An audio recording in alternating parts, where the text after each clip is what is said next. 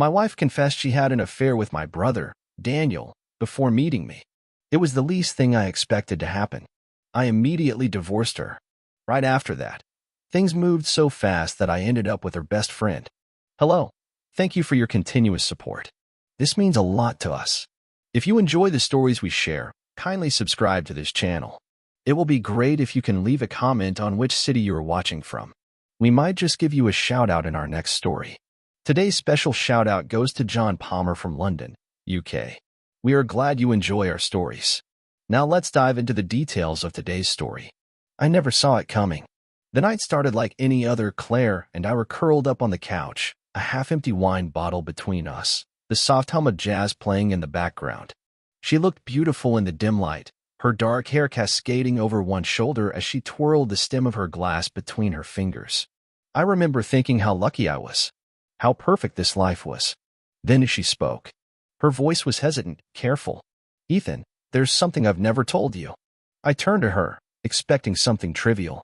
Maybe a silly childhood story or a confession about stealing my fries when I wasn't looking. Instead, she hit me with the one thing I never could have prepared for. I had an affair with Daniel. Years ago, before I ever met you. My world stopped. The words sank in slowly, like poison seeping into my veins. Daniel. My brother. I laughed at first, a hollow, disbelieving sound. What? Claire sighed, setting her glass down. It was years ago, before I even knew you existed. We weren't serious, just a fling. A fling. The word made my stomach turn. I tried to process it, tried to rationalize, but all I could see was Claire, the woman I'd built a life with, entangled in a past I never knew existed. A past that belonged to my own blood. I pushed off the couch, pacing the room. You're telling me this now? After all these years? She stood, reaching for me. Ethan, it didn't mean anything. I didn't tell you because I didn't think it mattered. Didn't matter? My voice came out harsher than I intended. You don't think it matters that my wife slept with my brother? Claire flinched, her eyes pleading. It was before us. It doesn't change what we have now. But that was the thing, it did. It changed everything.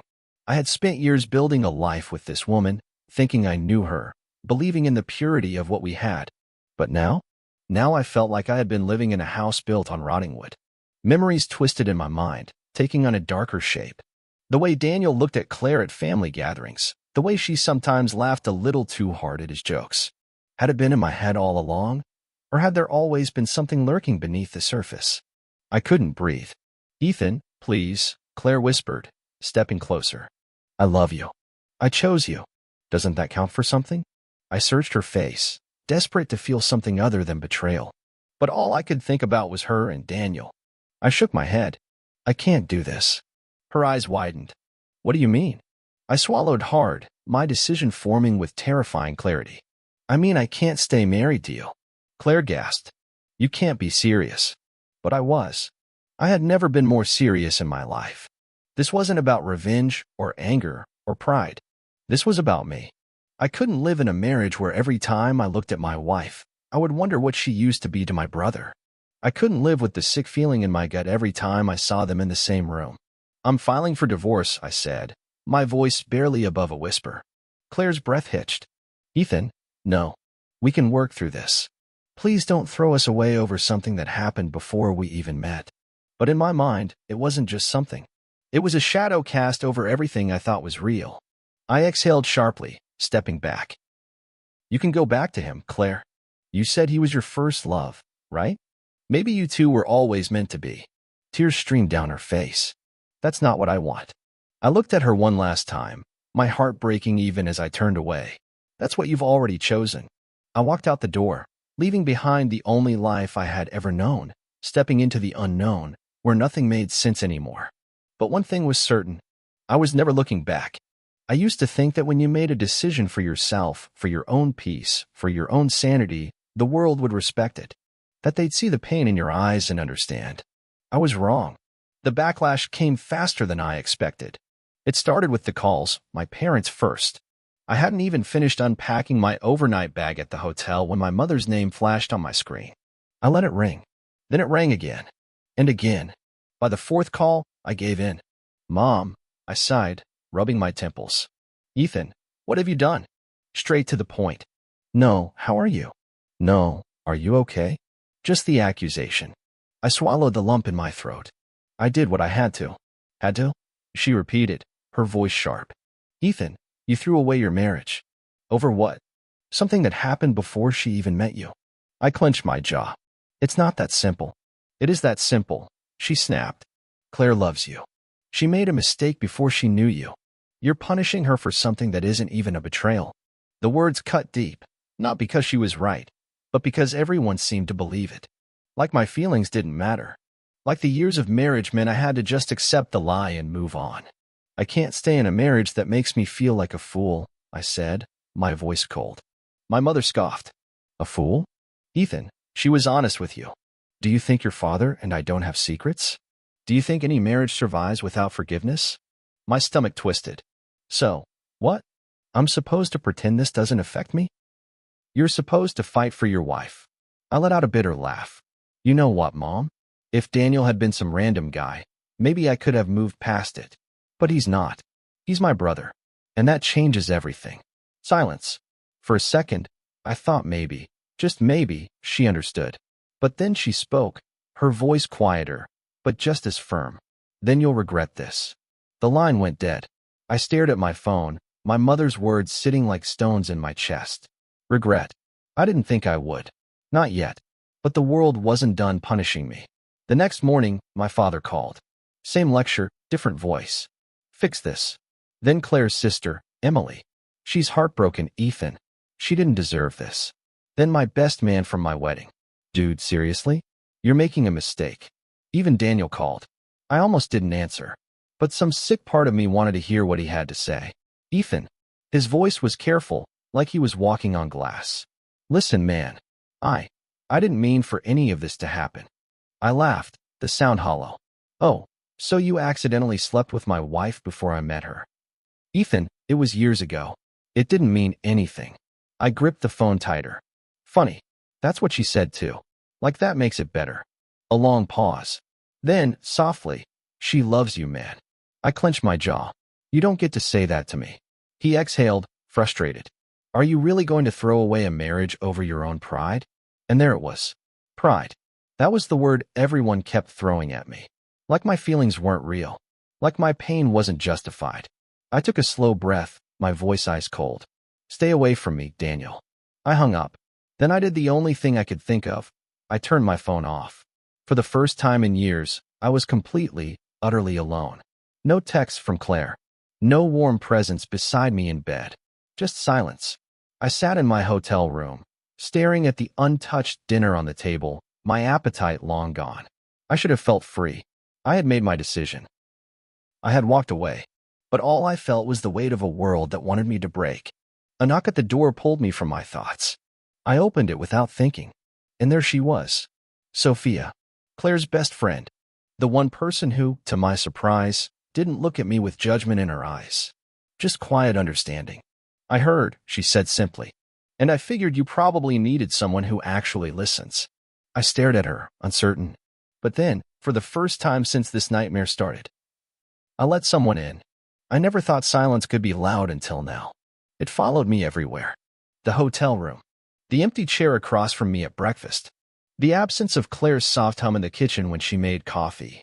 I was free, wasn't I? I had made my choice. So why did it feel like I was standing on the edge of something, waiting for a fall I couldn't see coming?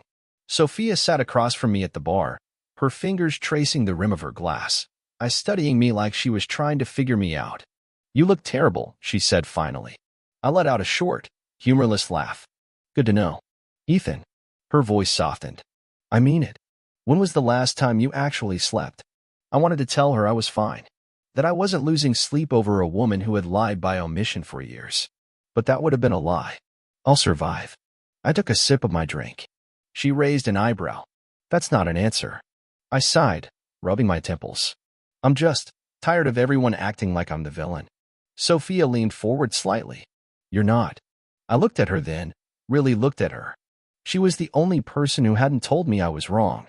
The only one who hadn't tried to make me feel like I had burned my own life down over nothing.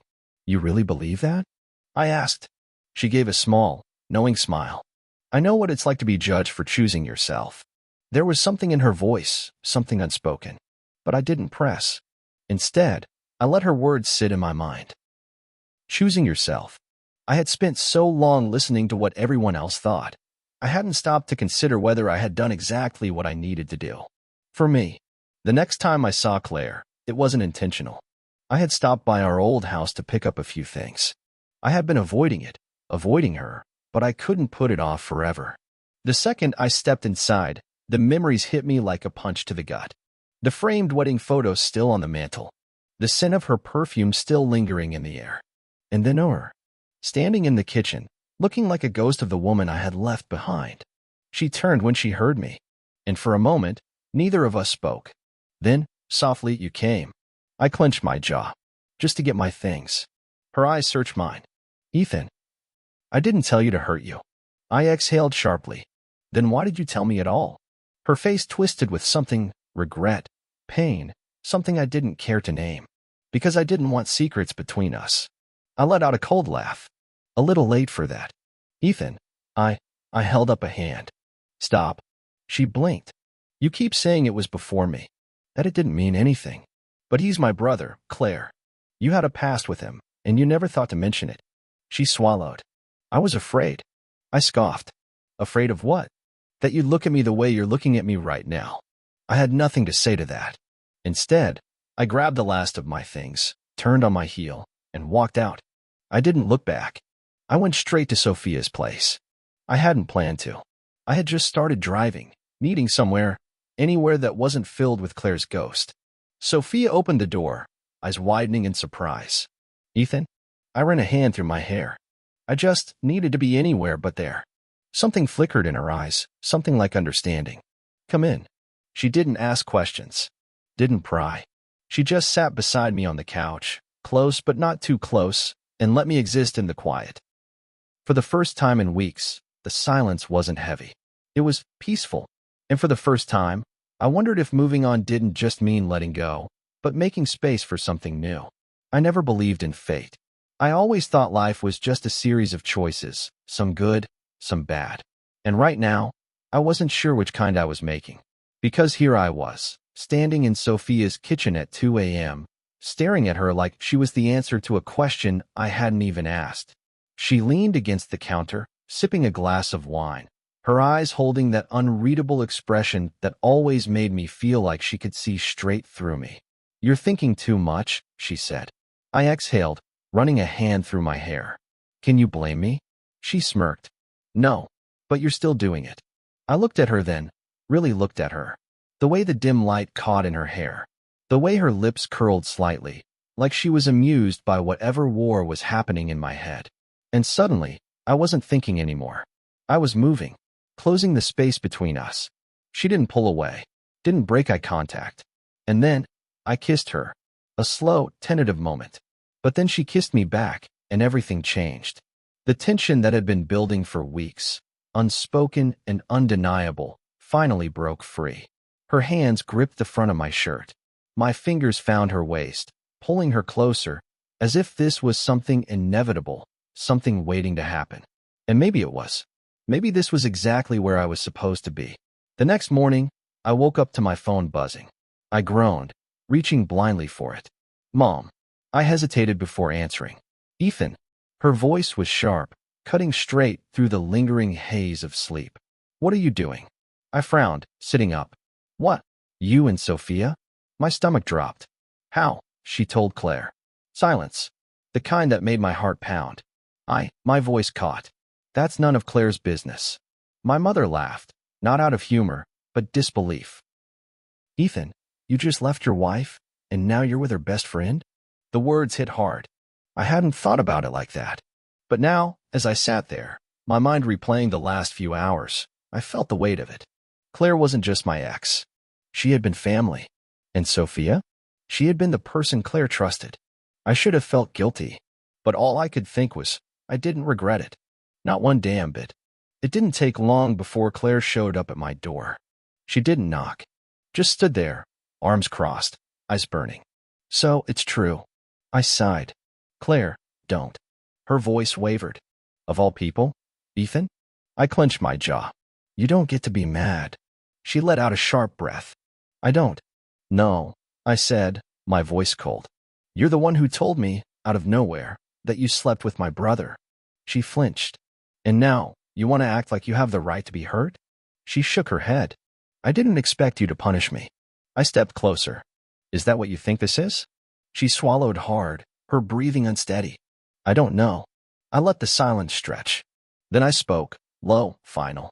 You wanted honesty, Claire. Well, here it is. I'm done feeling like I owe you something. Her expression crumbled. And then as she walked away, and for the first time in weeks, I didn't feel like chasing after her. That night, I sat with Sophia again. This time, she wasn't just my escape. She was my choice. But choices always come with consequences. And I had no idea if this one was going to save me or ruin me. I used to believe life followed a straight path, that choices were clear, decisions final. But standing here, staring at my own reflection in the dark window of my apartment, I wasn't sure anymore. Sophia was in my bed. Claire was out of my life. And my family? They were barely speaking to me. But I had chosen this. So why did it still feel like I was standing on the edge of something I couldn't name? The first sign of trouble came with a text from my brother. Daniel. We need to talk. I stared at the message, my fingers tightening around the phone. Daniel. The one person I never thought I'd have to hate.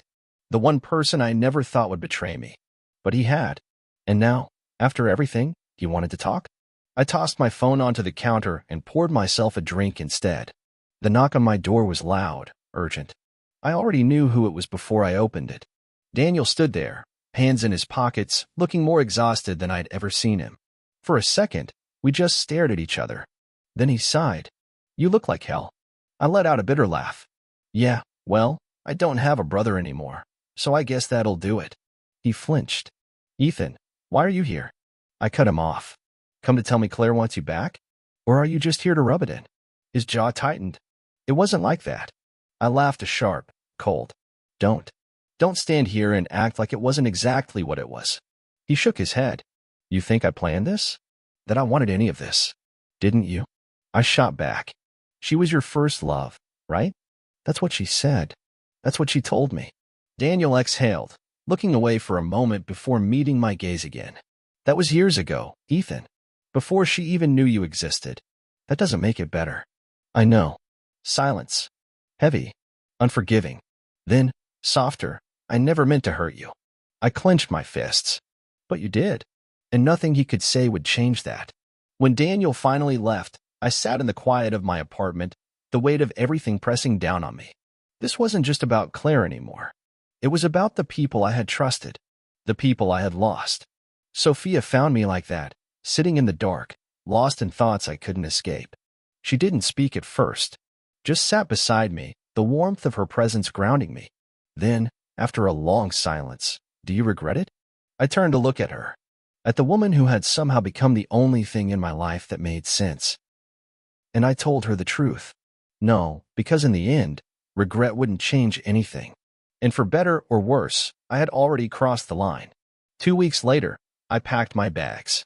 Not because I was running, not because I was afraid, but because I needed to move forward. Sophia came with me. And as the city faded behind us, I realized something. Maybe life wasn't a straight path after all. Maybe it was a mess of roads, broken and uncertain. But I had chosen mine, and I wasn't looking back. Thank you for listening to this story. If you enjoyed it, don't forget to like, share, and subscribe for more thrilling tales. Let me know your thoughts in the comments. What would you have done in Ethan's place? Stay tuned for more stories that will keep you hooked till the very end. See you in the next one.